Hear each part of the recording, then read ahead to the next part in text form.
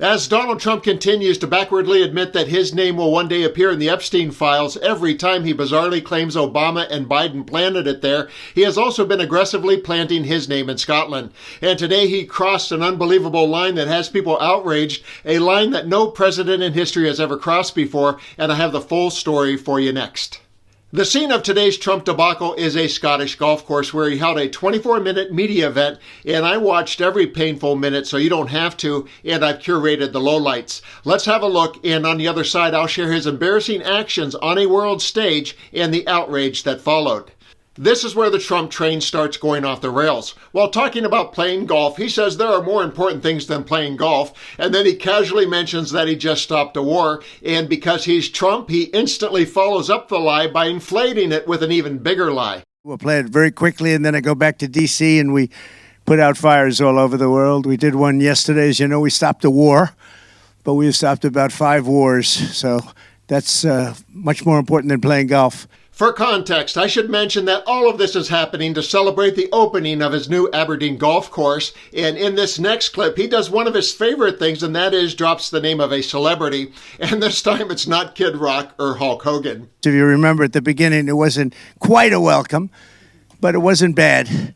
But with time, they've liked us more and more now. They love us, and we love them. But this has been an unbelievable development. The land, they said it couldn't get zoned. It was an impossibility. And Sean Connery said, let the bloody bloke build his golf course. Once he said that, everything came into line. So zoning was a problem, but Sir Sean Connery used his knighthood to influence the local planners?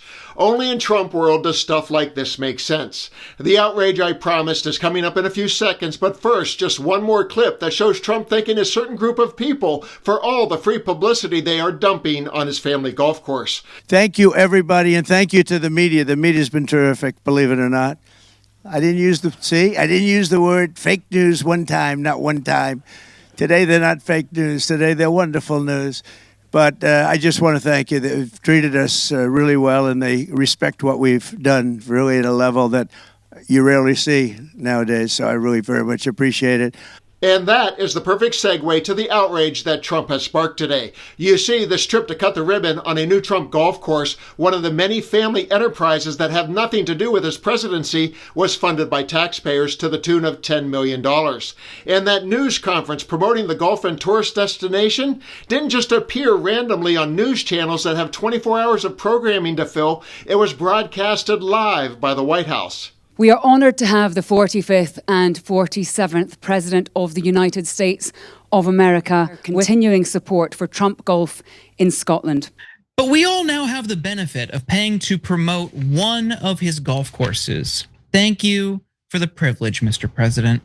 American taxpayers will shell out at least $10 million over the next several days so President Donald Trump can participate in a marketing photo opportunity at his golf resort in Aberdeen, Scotland. In terms of worldwide publicity, how much would he have to pay for that sort of? Hundreds of millions of pounds? Yeah, millions, hundreds of millions, maybe. That's a because this will be broadcast all around the world. Yeah. He's president of the United States. Even down to the nitty-gritty of, who pays for the fuel for Air Force One? Does that come from the American taxpayer because it's a presidential trip?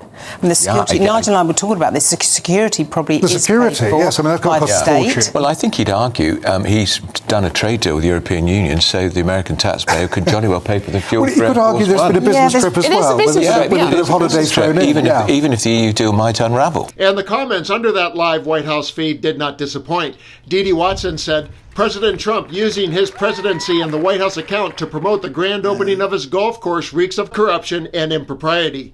And Grandpa Rico commented, Epstein's best friend is using the office of the president to promote his failed private business while trying to distract from the real issue. First of all, how disappointing is it that a member of the press corps hasn't confronted him on this $10 million conflict of interest?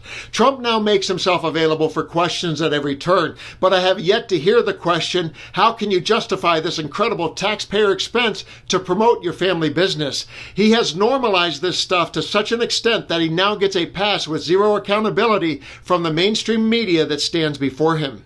And that's the real danger here. Trump has turned corruption into white noise. It has become so common that it barely registers anymore.